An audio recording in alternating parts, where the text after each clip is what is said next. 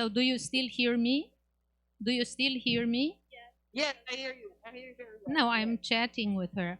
What is interesting is that we discuss the diversity.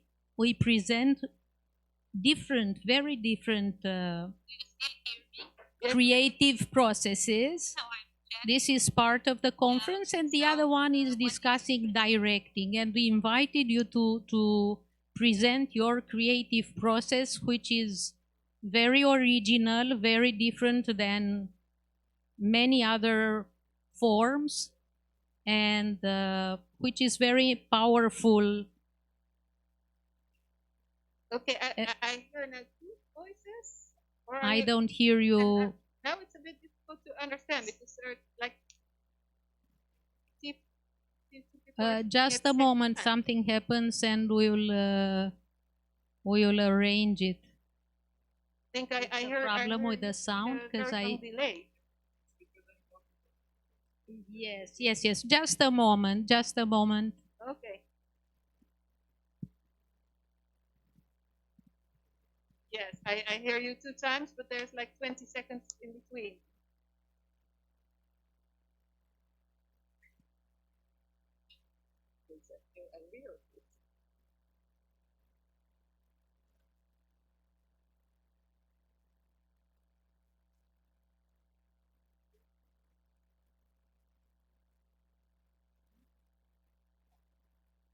Paulo, is everybody who wants to come in, is everybody in so that we can start?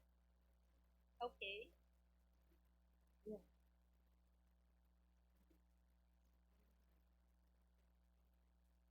Okay, the fourth creative process is with Theater Hotel Modern.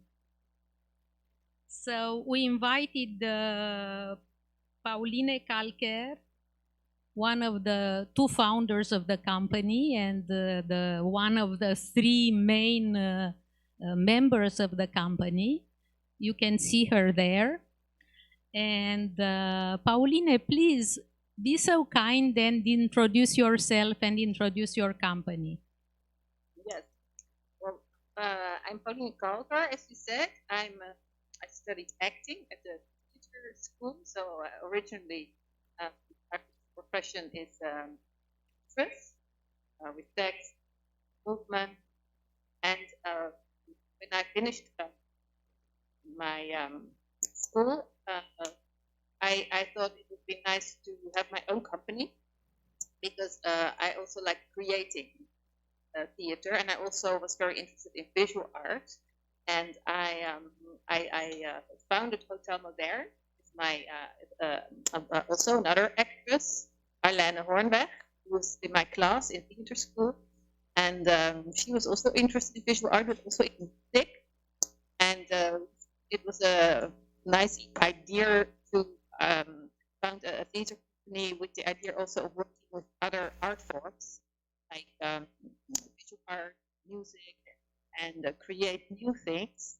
So not making plays that based on already existing text, but make new things. And yeah, we started to do this in 1996. And the first show we made was together with a composer, Arthur Sauer, which was music theater. And we combined music and text. And the idea of that show was from Arlène. Her father died when she was 8. And she had all kind of memories and about that day. And she interviewed also family members about the day that her father died. And she got her text, and those texts we made and music, and to were like a band. So this was in 1996, and after that, I asked my it was then my boyfriend, now it's my husband. His name is Herman Helle. He's a visual artist, and Herman was at that time as a visual artist. He also worked as a model maker. He started his model making career with Rem Koolhaas, the famous Dutch architect, and he made very special models. for these architects, like for instance, for trees, used brooms for shaving. I don't know what the men they use it to soap when they shave. He used those objects for trees, or like in the harbor, there are a lot of shipping containers. He used pencil sharpeners for that. But he also made things to make the landscape very real. So, and I was intrigued by his way of model making, and I thought also that they were fantastic.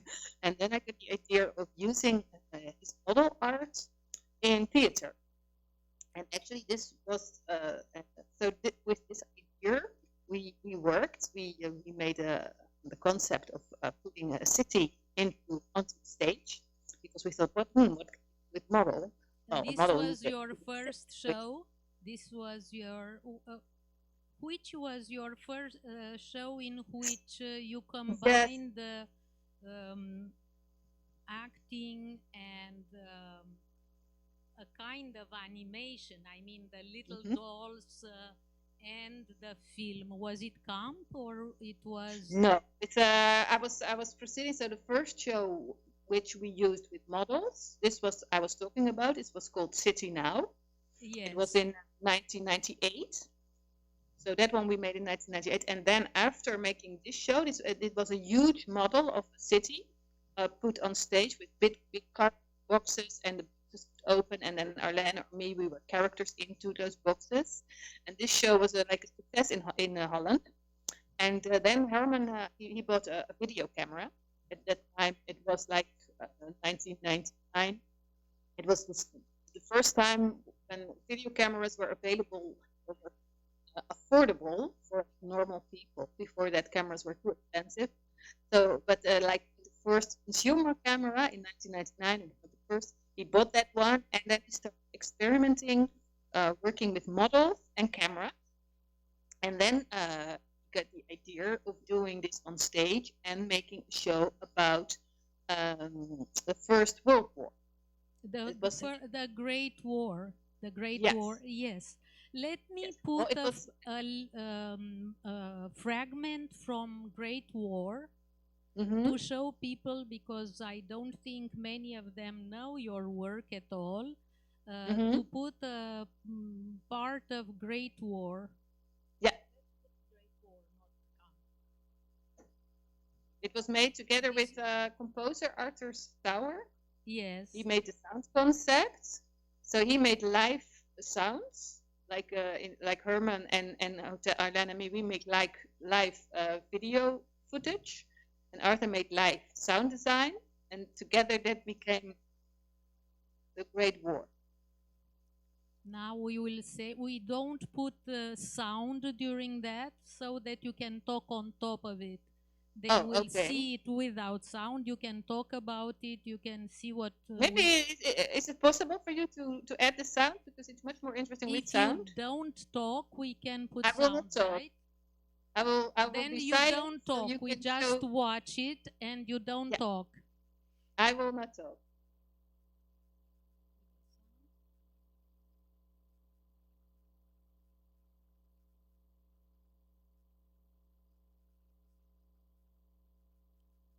This is how they operate in little. They have little stages, very small. They operate in those little stages, little dolls, and the scenery, because it's the war, is plastic nature. And soil, everything is a very small size. So the public can see those booths, those little stages. There are 3 in the room. The music is live, and it is a storyteller live. So we see how they make it, but we also see it big on screen. Even though we see how they make it, and there are little dolls, model dolls, not animated puppets, the impact between the superposition of the letters read the soldier sends from the war, the sound of the music, and the big film and the little puppets is very powerful and very emotional.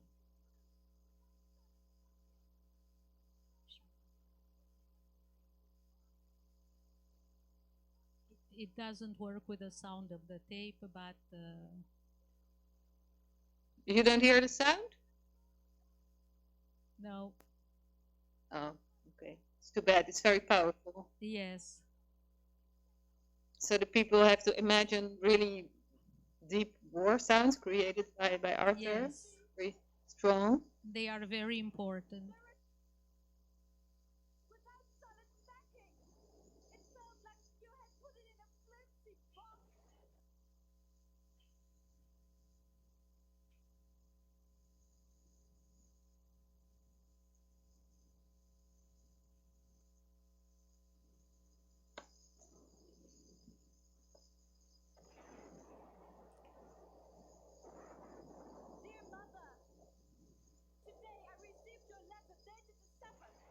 We hear something. It arrived in such a state I didn't even bother to open it. I think it was a bad idea of yours to send me fruit without solid packing. It felt like you had put it in a flimsy box. The box got crushed during the journey, and the apricots too. You should have thought of that. My watch has broken. The glass is completely shattered. Never mind. I'll just ask what the time is when need be. There isn't enough time to write more to you today, but I will write again in 2 or 3 days. Your loving son, Prosper.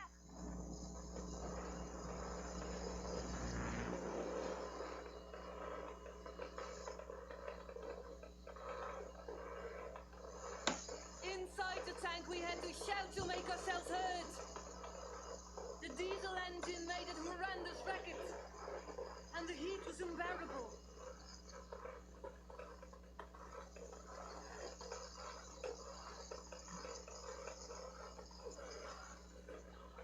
We advanced onwards, forming a wide front.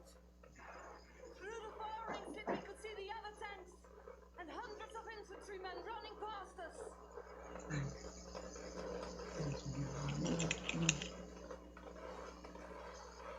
Inside the tank we could feel the blast of shells exploding around us. Kiezen ze echt, ja, ze kiezen echt een heel stom stukje uit. Dus het is echt niet, maar je is helemaal niet aan te zien. We could hear the man screaming.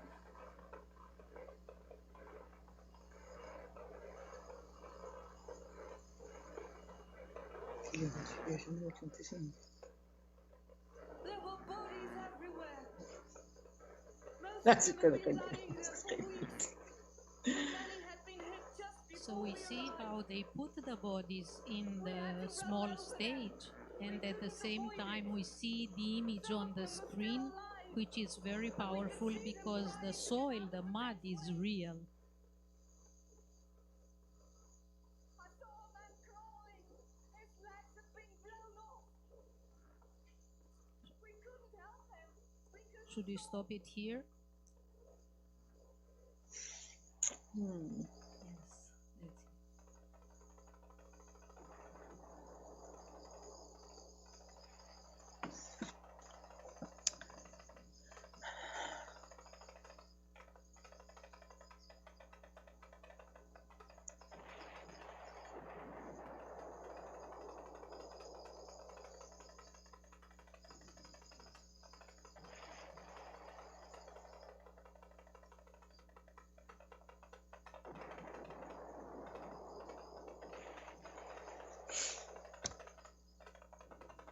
Okay, let's stop it here.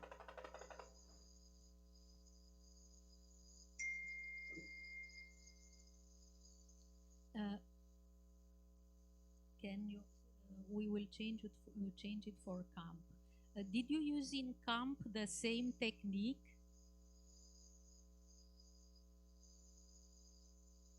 Pauline hears me now. Yes. Yes. Did you use the same technique in camp? Yes. Yes. I will show it, and then I propose that you tell us about it. Yes, I could tell first that with camp there's a bit difference. There's a huge model of based on the Nazi camps Auschwitz and Birkenau, and so there's on stage there's a huge model. So the audience they see when they go into the theater and the performance starts. They can see a miniature version of Auschwitz and Birkenau. And in the sky and around this model, so there are white curtains, and above the model there are projections showed of the images that we create in the model. So in the model, me and Arlène and Herman, the three of us, we walk and we manipulate the puppets. The puppets are this size, and we have the cameras, and we film what happened in the camp. We recreate that, and with the camera we film it, and the projections are shown above the model, so the audience, they can look at the model and also get an insight in what happened inside the camp at the same time. Is it? Did you understand the Great War? What is the technique? I saw only the show, the Great War. The other ones I watched on YouTube and Vimeo. In the Great War, because there are 4 episodes, 4 shows, I saw, I think, another one. I'm not sure now. Anyway, I saw the Great War. There were 3 screens. Everything happened. It was not a stage. It was an open room. It was like half amphi. Everything happened in front of us. There were 2 stages or 3? There are tables. There are 2 tables. Yes, there are. There's also an aquarium. Yes, like an and aquarium. And there's a map on the floor. So there are 2 big cameras and 1 small camera, one safety camera, mini camera, and 2 bigger cameras. So there are 2 tables, and there's 1 big screen, and there's the composer, sound maker on stage. Yes, and so, the storyteller who reads the letters, and the actor who reads Arlène the and letters. we read letters and fragments of diaries of soldiers who fought in the war, and they wrote home telling all the things that they've been through, and we tell extracts of these letters.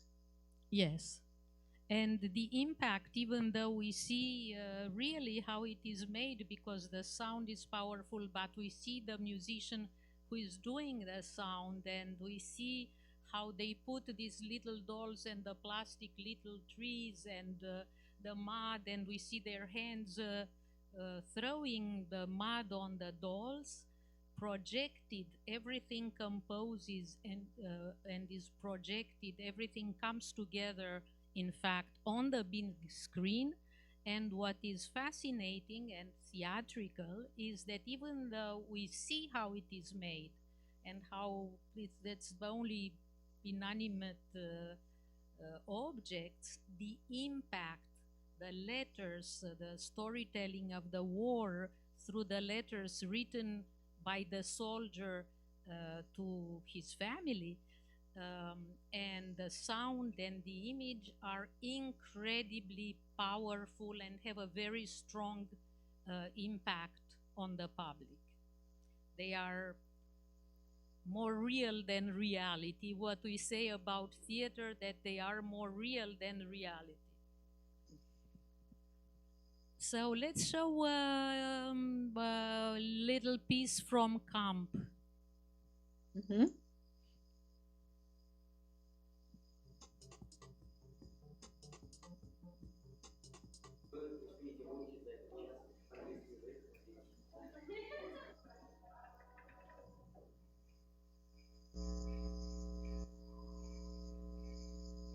So we create models on stage.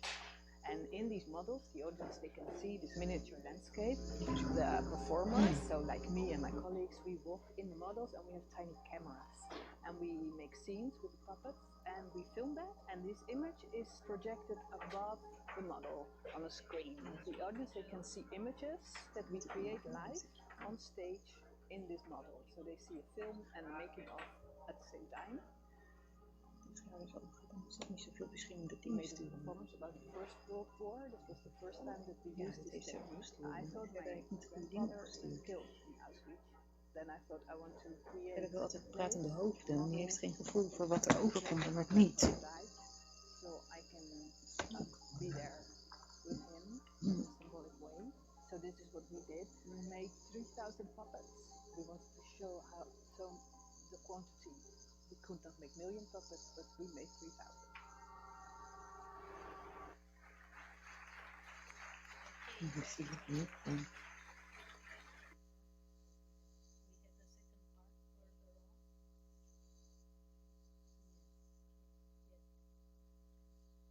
This is the best thing we found Okay. on Vimeo. Can you tell us about it? Kan jij niet? Ja, maybe we can look for a better link. Kan jij niet even kijken of er iets anders of op internet het staat? Oké, ja, maar als je het zegt waar het staat, dan kunnen we. Yeah, we have much better material, but Tineke will look it up, so she can tell you where to find it. But what do you want me to tell about it?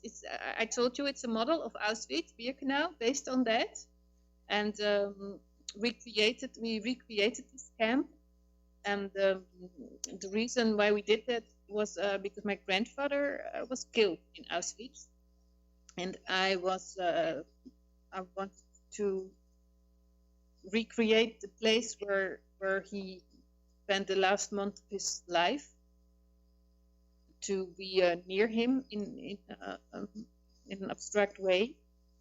So this was the reason why we went into this very black subject, and yeah, we wanted to be there. I mean, you would never want to be in the real camp, but with puppets, it enables people to make reality in turn reality into something that you can get grip on. So I think that's we have made like 15 different performances, but we travel the world with the performances that deal with the horrors of war, and we all in our own way are connected to that theme. And with camp, when we created the show, was important for us also to talk to survivors and to ask them about how it was in the camp. And we made the show in 2005. At that time, there were still Auschwitz survivors alive. So we met Auschwitz survivors. We talked with them how it was in the camp. We've been there to the camp. We watched a lot of documentaries, and we recreated the place. We do not use text in the show, because when Herman made the puppets and he made some barracks, and when we started making the images, we found out it was really very powerful just to be there, just to have the illusion to be in this horrible place. And when we started to experiment with texts, we found out that the combination of the puppets and the text, it made the puppets a bit less powerful, because it became a bit funny, and also the reality of our real human voices and the way the puppet looked, it just worked better without text. So in Holland, I don't know how it's in your country, but in Holland, most of the people they are very aware of what happened there, how it happened, like gas chambers. People know that it was said that you go to the shower, but then they went to the shower, the door were closed, and there was poison thrown in, and many millions of people died in gas chambers like that. So we also show then the puppets that go in such a horrible shower place.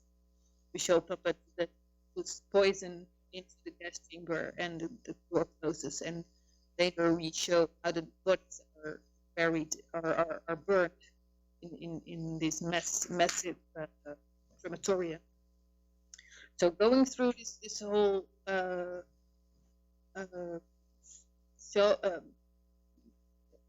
concept of this camp, we also discovered how it was done. That it was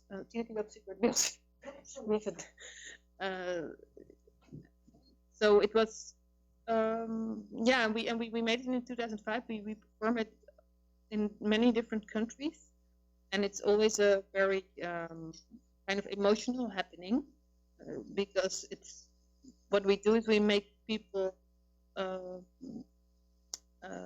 eyewitness. So as you know, the Germans were not, the Nazis were not keen having eyewitnesses of things like this. So for us, it was really important to create eyewitnesses, and as for me myself, I wanted to be close to my grandfather at the moment. Yeah, maybe this was the loneliest, horrible moment in his life, to be there, of course. And yeah. So how did you go from this to the show with shrimp? Yes, after camp, of course, we were. It was a harsh show to make, and also we could not use our own fantasy because it was important that everything that we showed happened for real. We did not want to make fairy tales. And after the show, we thought, oh, now we really, as artists, we need to give space to our fantasy. And actually, first we made a show which is called PRO-VOCAÇÃO. It was it's not shrimp tales, but after camp, first we made a show where Herman and me were bears. We were bear masks, and it was a very anarchistic show. And actually, we made a very weird porno movies. It was a kind of yeah, miniature porn with puppets, but yeah, not with real bodies, with a kind of distorted bodies. And the bears were very playful and were playing with everything that they saw, and they were also playing with the puppets, making miniature puppet porn movies. So after camp, we really wanted to get loose and to do something very wild and yeah, be totally free. And because we were being in camp and being in the process of making it, we almost become prisoners ourselves. I mean, it's not comparable to what those people went through, but it was such a harsh world to be in. And so after the really, and it was a bit like the Dadaist after the First World War.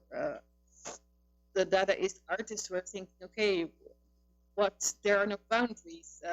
People are so horrible. What can we do next? And everything is possible. So we explored that. And after the show with the bears, yeah, we just thought, let's make another live animation movie again. And I found out that the shrimps were very, very funny characters, that they are very good in yeah, being humans. They're like funny marionettes, and they move in a funny way as well. So then we thought we're gonna show human, then the shrimps play humans. Let us show a little bit, because we found Gerda sent us some links, and this is what we found with the shrimp. Ja, dit sluit op deze. Ja, maar die had, nee, maar kan je hem hier sluiten? Want jij had hem hier toch openstaan, zei je? Ja, dat moest, omdat we anders niet kunnen doen. Hoor ik dit dan ook niet?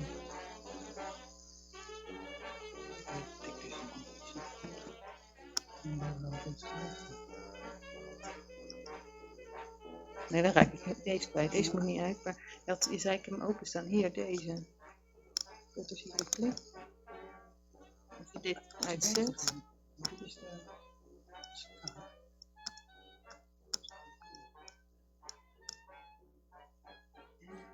Dat is dit zien. Oh, want ze hebben dit keer is het de tweede verleden. Het scherm zit ook te kijken. Het geloof me, maar ze heeft ook zoiets van. Nou ja. Ja, kijk, vis hebben we gewoon de training. En dan gaat. Oké. Kan je me weer mezelf het vorige beeld geven? Do you have it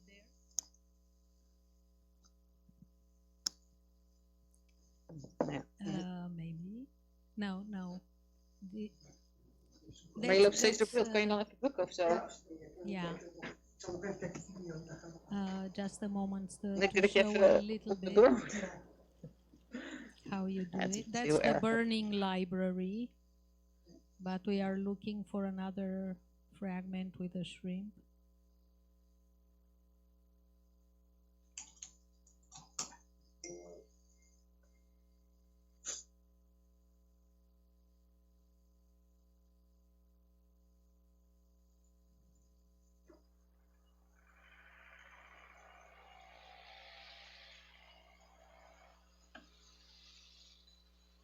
Ja, ze gaan door die. Nou ja.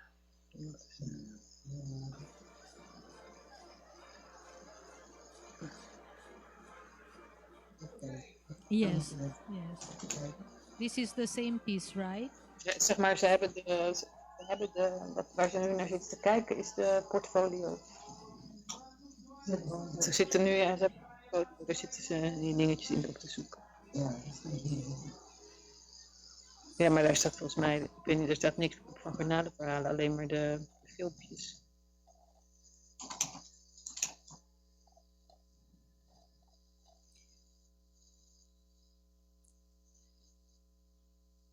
So how are you, what is your working process? Are you doing research and experimenting and choosing, and then how do you create the dramaturgy of the piece, your shows? Is Yes. one the main leader, or you do you work all three until you all three Ja. decide that okay. Das filmen sie mit Fingerkameras und projizieren die Inszenierung auf eine Leinwand. Stop maar even, So ik hoor een heel zacht entsteht geluid. Verfremdung. Das Seelenleben der Figuren Ähm. tritt zurück. Es erscheint die allgemeine Struktur, die hinter den Dingen steckt. I'm not sure, I hear now Wagen Sie sich your auch an ernste Themen voice very, Oft sind es Ereignisse, die Sie not persönlich so berühren, hard wie anymore. das Attentat vom 11. September. I'm not sure if the connection is still good. I also don't see you. Yes. This is But- the. Should we stop the video so that you can Mit Ihren talk? Filmen und Theaterstücken wollen Sie nicht schockieren, sondern Yeah, you want to know Yes, about let's the stop the process. video because we have another Schauspielern auf 20 einer minutes. Let's stop the video because we can go give them the link afterwards. How do you work? You are three artists working together. You have different backgrounds. You are always a team since Herman joined you. Mhm. And how do we all understand that you are experimenting, discussing, choosing together, and then how do you build the whole dramaturgy of the piece, the whole directing? How? Yes, it's depends on the show, on the topic. But as the artistic, I think we operate a bit like a rock band. So we are, like a rock band. It's kind of collective, but there's in different stages. So let's say, well, we're now working on. I could talk about creating camp. So in the beginning, as I said, I wanted to. I was like taking the initiative to do something with this topic, because I said we made something about First World War. Now I want to do something about Second World War, and then Arlène, Herman, and me, we talk for what could it be, and then because we make models, you also use your own power to, and our power is creating models on stage. So then we also think, what story could we tell with the model about this subject? And then we came, of course, the idea was very close, making a model for Auschwitz. And then we think, okay, what happened in Auschwitz? So then we do research. So if we do a performance, we have some performances. We are also now working on a performance about the colonial history between Holland and Indonesia. Indonesia used to be a colony of Holland, like maybe Brazil was a colony of Portuguese, I think. Well, Holland had colony also, and so when we do topic which is related to history, we start with doing research, and we just go into history. We read history books, or we watch documentaries. We act like scientists in a way, just to know what happened, and then we have to think, okay, how could we tell the story? And this is always it's a difficult, tough process. You have to find, we call it like a key, like who is, for instance, we have to decide who is telling the story. Is it we make landscapes because we use models. A model can make a landscape, so always a landscape is one of the ingredients. So we choose the landscape, like, okay, for instance, a city, or Auschwitz is a landscape as well, or it's a city. A city is also a kind of landscape. So we decide, and in this landscape, there are people, of course, and then we have to say, okay, what is the point of view? Because we make live animation film, so we also need to answer some questions that screenwriters, they don't have to answer those questions, but film people, they have to ask the question, because we use camera. So you also have to know whose eyes are looking at the landscape. So who are the characters in this show, and what is the point of the camera? And with camp, we thought, of course, what kind of things happen in the camp, and we have to show it. So then we think, okay, we have this horrible gassings, and we also heard of a man who wrote in his memoirs he had to watch executions by hanging. He was forced to do that. So then with the model and puppets, we recreate what happened, and then with the camera, we try to find the right angle and the right montage to show these events. And then, well, we gather different scenes. We create different scenes. We have to see how the different scenes work, and then in the end, we do the montage. And in this stage that I described until now, we are all equal, or we talk a lot. Like, okay, let's try this. We try a lot, so we build the model, and we just, by doing it and watching what works and what not works, we make decisions.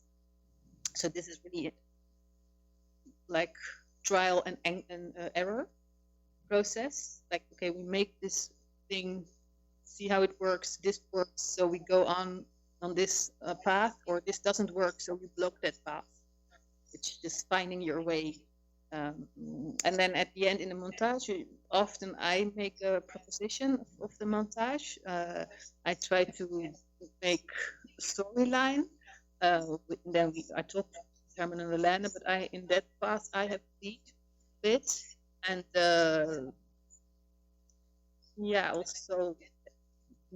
creating the whole thing. Often at that time I step in and have the lead, but not so in a dominant director way, but more like being in charge of the writing team.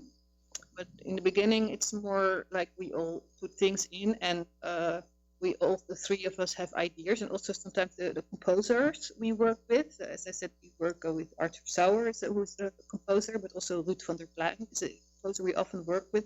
Sometimes they also have ideas for scenes, or sound gives reason to make a scene as well.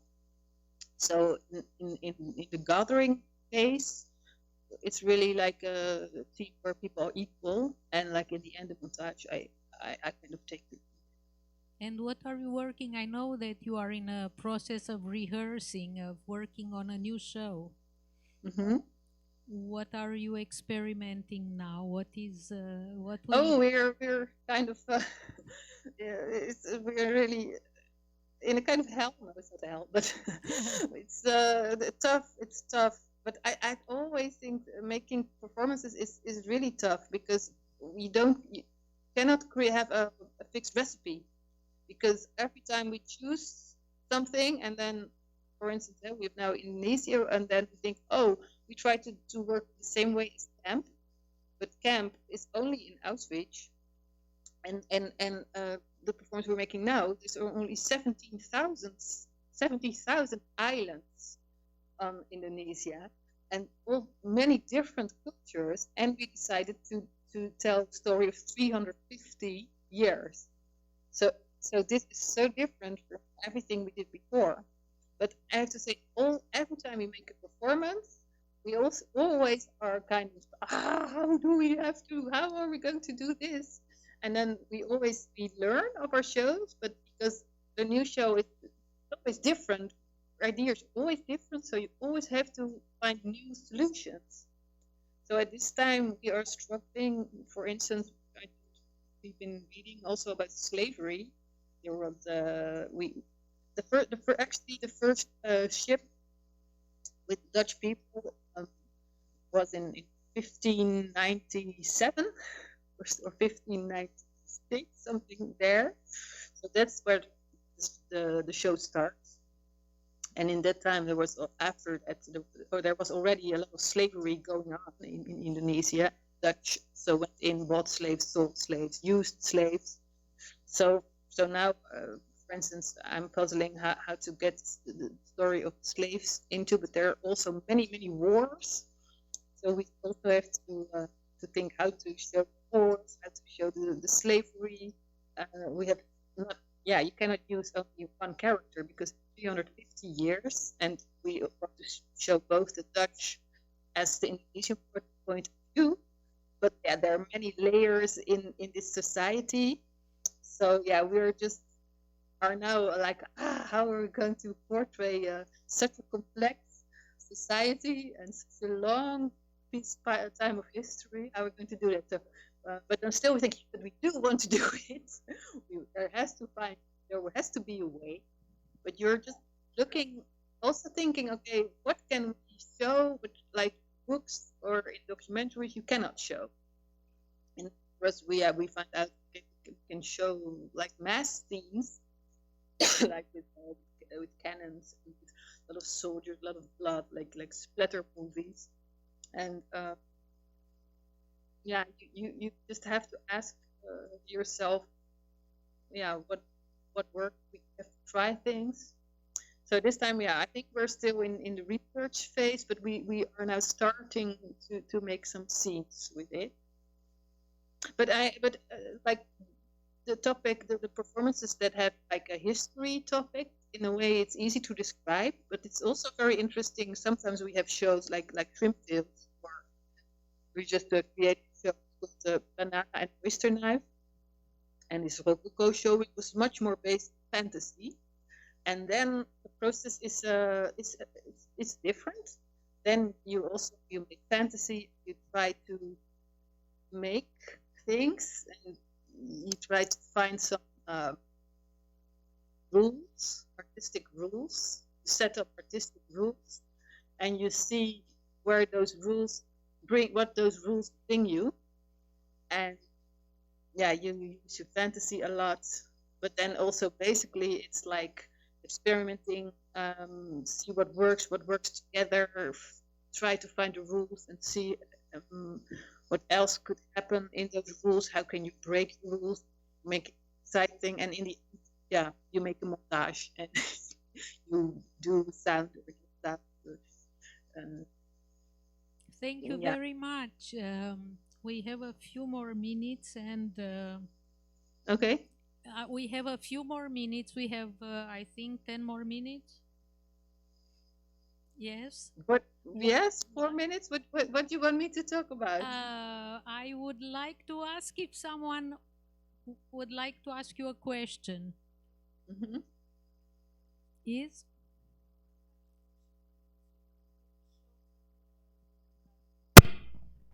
Work.